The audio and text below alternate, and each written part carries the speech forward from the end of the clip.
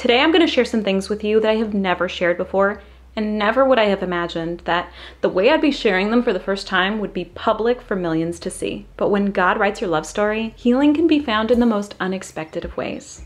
My friend, I am a true believer in happily ever afters. I believe that you are created by a loving God to love and to be loved, and I believe that you are worthy of love. Today I'm going to share my love story, but I've got to warn you, it's going to get deep. We might want some tissues for this one. Hey there, I'm Yessie. I've been happily married to my best friend for over 7 years now. Between dating and marriage, we've shared 9 of the best years of my life together and have welcomed 2 kids into our family. Almost a decade later, I am still in love. I still get excited when he gets home from work, and he's still my lover that I'm so thankful to have met. But let's just say that our first impression started off on the wrong foot. In a previous video, 10 Odd Things I Quit Since Adopting Minimalism, I briefly described my first encounter with my husband and how it was not a good first impression at all. I'll leave the video down below so you can check that out after this, but to summarize, I thought that he was an unsympathetic jerk and he thought that I was a lazy, selfish brat. And today I want to share the full story. It's a story of how 2 polar opposites, though very much broken in their own ways, found healing in the most unexpected way. First, big thanks to Charisse for requesting this video, because I wouldn't have thought to make it if you hadn't asked. But I'm really glad that you did, because I love love stories. I am that crier at weddings between people I don't even know, because I believe in happily ever afters. And I believe that you are worthy of love. In sharing my love story, I am in no way saying that we have the perfect marriage. Nobody does. We are both very much a work in progress, but I hope that this story is encouraging to you because it's not all ponies and sunshine. With my husband's permission, I will be sharing bits of his life as well as my own trials. And it's important context because it will show how these 2 very broken people, though very much imperfect, were perfect for one another, and that the hardships that we faced were in a way necessary for us to be led together and find healing together. But before I begin, I do need to mention that I will talk about sexual abuse in this video. No details will be shared, but I do want to be fully transparent. I am not one that likes to filter comments, but because of the nature of what we're going to be talking about, any negative or judgmental comments in this regard will be deleted. Comments like, "It's your fault," or "How could you let that happen?" are not only not helpful, but they can be hurtful. And you just never know what somebody else watching this video might have gone through or might be going through right now. And I do not want any man or woman who's experienced such traumas to feel ashamed or to feel alone. Unfortunately, the statistics show that it's much more common than we might think. So please, please, please, please be kind and encouraging in the comments. Not for me, but for everybody else that's going to be watching this video after you. I also need to be clear that I'm not a counselor and I'm not a mental health professional. I'm not giving any advice. I'm only sharing how, with my willingness, God completely transformed my life and led me to the perfect man for me. Okay, so before I share my story, let me first share a glimpse into my husband's youth. He also grew up in Mexico, but he was on a whole nother level of poverty from me. His family did not have electricity or running water, and his father was a truck driver who was often gone for weeks to months at a time. Though at one point, my mom, my brothers, and I shared 1 plate of food between all of us, I thank God we at least had food. On many occasions, my husband's mom would have absolutely nothing to feed her 5 children. And when my husband or his sisters would ask for food, she would tell them to take a nap while she prepared food, promising that once they woke up, she would have food prepared. There was no food. Distracting them was all that she could do. Because of malnourishment, Rudy was a sickly kid, often struggling with nosebleeds, diarrhea, and other ailments. And unfortunately, this alone made him the perfect target for bullying. Before he was even a teenager, he faced hunger, he faced bullying, and even witnessed a man be murdered before his eyes. But despite that traumatic event at a young age, what actually changed his world forever was when he came to know the reason why he and his sisters often went hungry. His dad had a mistress with 3 other children with whom he spent most of his off days with, as well as his money. My father-in-law was not at all ashamed when his 10-year-old son found out, and instead told him that this made him a man, and that it was time for him to be one as well. And he took my husband to a place where no child should ever be taken. And his hero fell, crumbled before his eyes. And after this, he developed deep anger for his father. to the degree that he had to move with his grandparents because when his dad beat him, he now fought back and it wasn't safe for him anymore. When he learned that his father had been happily indulging in his own pleasures while he and his sisters went hungry and sick, he vowed that he would do everything in his power to be the opposite of what his father was, and that if he ever became a father, he would be faithful, he would be devoted, and protect his family at all costs. He saw how his father hurt his mother, a woman who once had joy and a sparkle in her eye, and he never wanted to hurt a woman in this way. So this is just a tiny peek into a lot of other heartbreak. But now, let's rewind a bit to my childhood and take a look at 12-year-old Jessie. I've shared that my childhood was not the happiest. I lived in poverty in Mexico until I was almost 7 with my mom and my 2 brothers, and then eventually when my dad saved enough money, we all moved here with him in the US.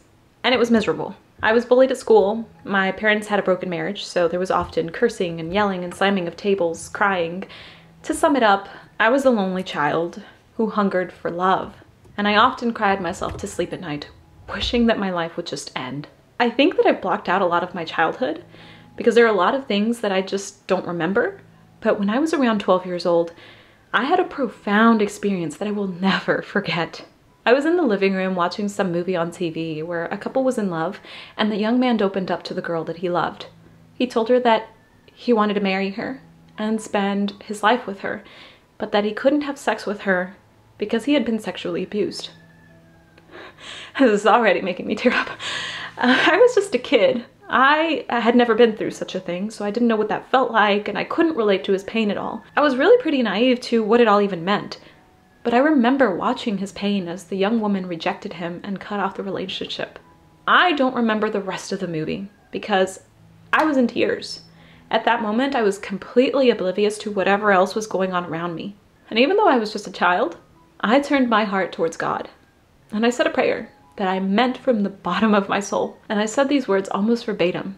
I said, God, if there is a man out there that this has happened to, and he's going to be rejected, give him to me. I will love him. I will be patient with him, and I will never reject him.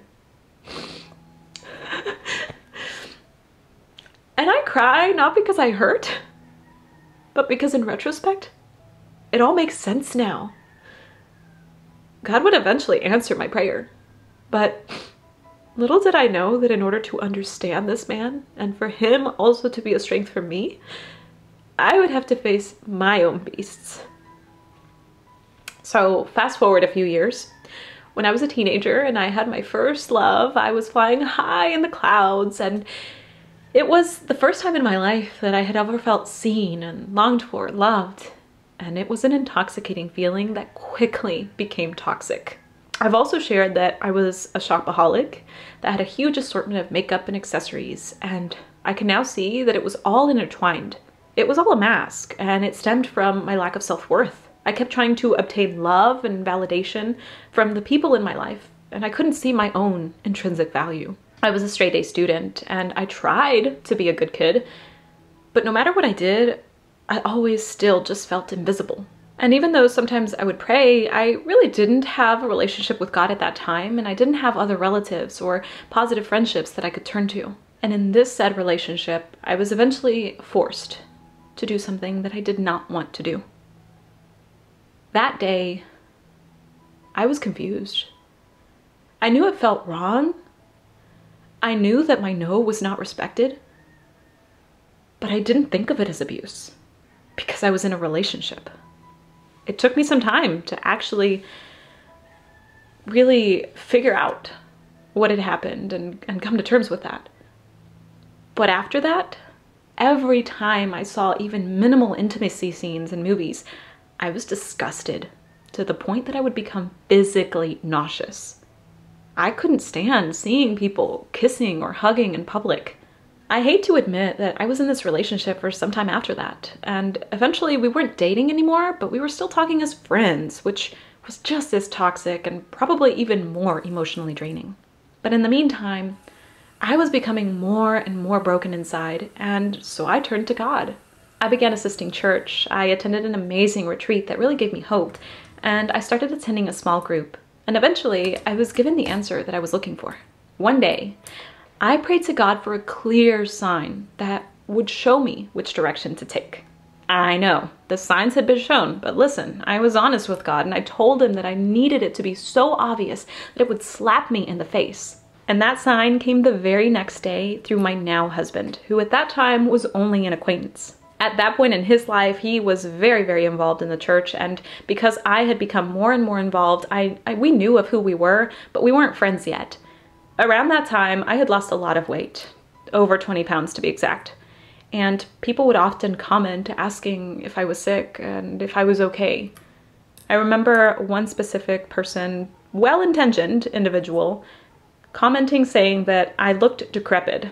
And I remember thinking to myself, well, thanks, like that helps me feel any better. At that time, Rudy had no romantic intentions with me, but he says that he would feel sad to see a healthy looking girl suddenly turn to bones and just always look sad. Rudy is definitely a giver and he's always willing to give to people who are in need. And he tells me that he would often give gifts to people that would remind them of God's love. And that he had made a drawing of Jesus and made a rosary that he intended to give to somebody else. But one day, while he was working on something else, out of nowhere, he just suddenly felt that God told him to give those things to me. He's honest, and he said that he really didn't want to do that because we weren't even really friends and he felt that it might be awkward. But he did as God led him to do. So that day, he decides to give me this drawing of Jesus and a beautiful handmade rosary. He had wrapped it in a small envelope and told me to open it when I was alone. Confused because I barely knew him, I took the envelope and I said thank you. And later that afternoon, as I drove home, on this particular day, I really didn't want to walk in the door of my home and pretend to be happy for my family. Not today. For some reason, I just felt a sudden urge to pull over. And funny enough, the next turn where I could park was a big empty parking lot of a church that had a big red sign on it saying, "Para de sufrir." Stop suffering. I had completely forgotten about the envelope. So as I sat there, staring at that sign, I felt a tug that I needed to open it. The moment that I opened my gift, that was my slap in the face moment. That was the sign that I had prayed for. For context, I didn't really pray the rosary, but the guy that I was chaining myself to was a Jehovah's Witness. And to be clear, I'm not at all attacking Jehovah's Witnesses. But he had never given me a wrapped gift because they don't celebrate Christmas or birthdays. And much less would he have ever been able to bring me to Jesus, which is what my heart really longed for. Tears rolled down my face like a river that day because I knew that this meant I had to cut all ties and never look back. It was clear to me now that I needed a man that could lead me to Jesus, not a guy who didn't know what it meant to protect a woman. And I listened to God this time. Some call it the gut feeling, like when my husband randomly felt that he had to give that gift to me, even though he didn't really know me. Some call these things coincidence. I call it God. I was willing to let go and leave my desire to be loved by another, and this was what amazingly freed myself to love myself. And once I could love myself again, I could then love another. But what's funny in all of this is that I was still so oblivious to what God was saying that I never really connected the dots between what the sign that I had prayed for and that the gift giver was part of that sign. I never even considered it. But it actually needed to happen this way so that I could first love myself. And what ended up happening is that because I had felt so broken, I submerged myself even more in service and just focusing on filling my cup. And I know that it was divine hands working on this because for some reason, we just always seem to end up working together on organizing one thing or another. So the beauty of how this relationship bloomed is that we first became friends before anything else. He wasn't looking for love at the time that he had met me. He had tried and tried to find love and faced a period of years where he felt frustrated with God because he felt like he was getting old and his time was running out.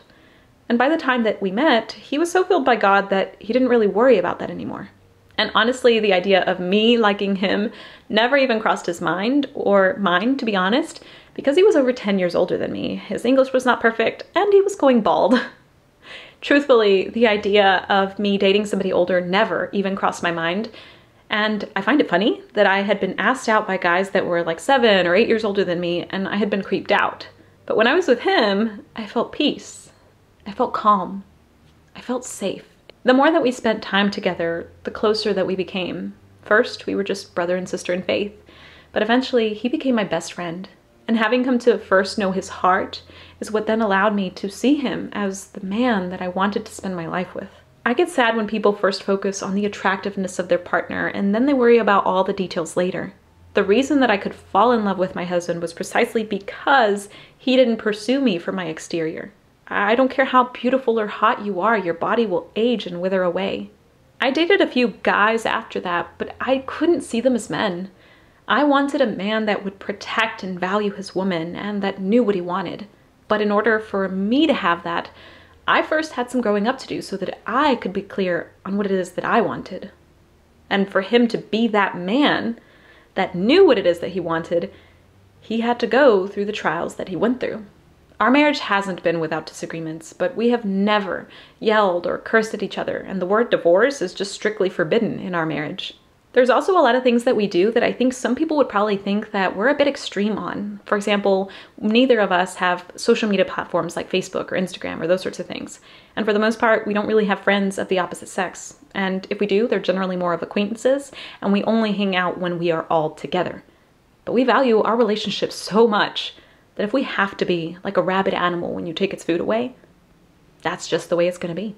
There's definitely a lot of other things that I've noticed that we do differently that has helped us to have a very happy marriage that may not be perfect, but it's two people that are still in love. I mean, after a few years, usually people say, oh, that exciting feeling of waiting for your lover to come home, it withers away. For me, that has never happened. My husband was just recently in Mexico and he came home early because he's like, I miss you. And I was glad because I miss him too. I mean, we are two people that are still genuinely in love. And that's, I think, the things that we do have definitely helped to maintain that feeling of being in love and not just two people that love each other and take care of each other. I want to preserve the in love state, but I think that that's a whole nother separate video that I could talk about. If that's something that you're interested in, then just let me know down in the comments. And if not, then just say no thanks. But moving back to our story, the first couple of years in our marriage, we were very patient with each other and encouraged each other in relationship to the traumas that we had faced. I lived out my 12-year-old Yessie's promise to God, and he lived out his promise to devote himself fully to his family and his children. He promised this to me when we were dating, and he has kept this promise to this day, that he has never forced me to do anything that I don't want to do. And I know that he means it when he says that he would lay down his life for me and our children. And boy, did God bless me with a man that treats me like a princess, who wakes up at 4:30 a.m. and makes me breakfast. Every day that I live with this incredible man, I am living my happily ever after. But I know that it's because we heard God's voice and we said yes. You might think that we're crazy lunatics, but our first date was sitting on a rock at the park, reading the Bible and watching the sunset. As I sat beside him on that rock on our first date, I knew that he was the one. This oil painting that Rudy made shows the sunset on our first date. On the way to the sofa-looking rock, which has since been covered up by water, there was a misshapen heart that had rocks that said I love you in the center, but many of the stones were out of place. So we stumbled past it as we walked and then proceeded to fix it together. We spelled out, I love you, with those rocks. With this broken heart that was misshapen, we formed one whole heart that was no longer broken. I wish I had taken a photo of that heart because I now know that it was the symbol of what God wanted for us and what he would do for us together. It took one date and we knew that this is where we needed to be. We had found our home. If you've made it this far in this video, thank you. It really means a lot to me. This video is very special to me and I cry not because of pain, but out of pure awe of how the things that I once thought I could never overcome were precisely the things that I needed to lead me to the incredible love that I get to have today.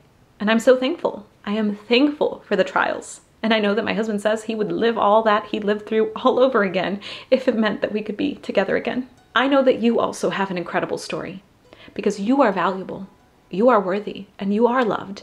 I genuinely hope that this video has been an encouragement to you and helps you in some way. And for those of you who are new, this channel focuses on minimalism and living a fulfilling life with less. But as you can tell, we don't just scratch the surface here. I'm not just going to sit here and talk about decluttering and making your home pretty, even though I do that too. I want to be that friend that's there with you as you declutter what's in here too. So if you want to not only simplify your home and your life or your schedule, but you want to live an abundant, fulfilling life with less, let's learn together. And hit that subscribe button so you won't miss when I post a new video. Also be sure to give it a thumbs up so more people can hear this message or share with a friend. To my subscribers, I recently had my computer break and I lost a few videos, some scripts, as well as a project that I was working on for this channel that was really special to me. But I'm totally okay. If I did it once, I can do it again and hopefully better this time. But that being said, it might take me some time to get back into the groove. But if there's any specific videos that you'd like to see from me, be sure to let me know down in the comments below or shoot me an email. Thank you so much for watching. Until next time, bye for now.